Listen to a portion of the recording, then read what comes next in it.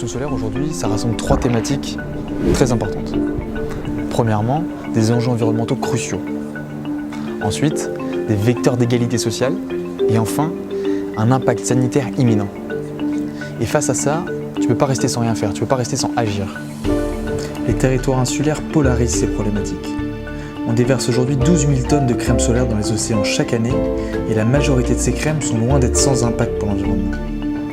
Elles contiennent des filtres chimiques qui dérèglent l'écosystème marin, endommageant la faune et la flore parfois endémiques de ces îles. Face à ça, Hawaï ainsi que les îles Palaos viennent d'interdire la présence de crème solaire sur leurs plages.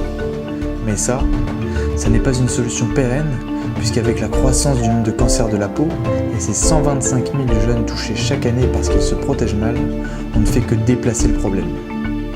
D'autant plus quand tu imagines les milliers de touristes aux peaux sensibles venant profiter du soleil agressif des zones tropicales. Bref, cette solution elle n'est pas viable.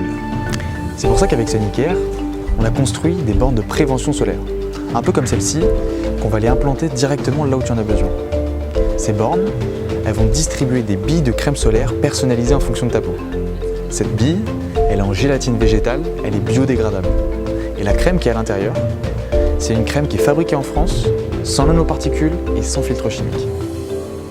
Cette borne, elle donne le risque UV en changeant de couleur. Elle te distribue l'indice de protection dont tu as besoin toi, là où tu t'exposes. Et enfin, elle te permet de vérifier ton application de crème solaire. Cet été, on a implanté nos bornes sur plus de 62 événements en métropole. Imagine maintenant que nous puissions les implanter directement sur les plages polynésiennes. Donc, je m'appelle Pierre Cesarini et je suis directeur de l'association Sécurité Solaire, qui est un centre collaborateur de l'OMS pour l'éducation solaire. Le territoire de la Réunion est très important parce qu'il s'agit d'une île placée sous les tropiques.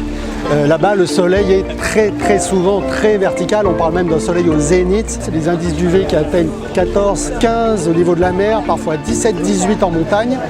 Pour quelqu'un qui a une peau sensible, c'est en quelques minutes que les premières lésions apparaissent et un coup de soleil grave peut survenir en moins d'une demi-heure d'exposition. Sonicare est clairement une borne très attractive pour la population, tout simplement parce qu'il y a d'abord une évaluation du risque qu'il y a, du niveau d'UV, et c'est la première chose dont on doit se préoccuper pour savoir s'il y a besoin ou pas de se protéger. Ça apporte des messages de protection, et puis ça permet même avec la caméra UV de voir des lésions qu'on ne verrait pas à l'œil nu.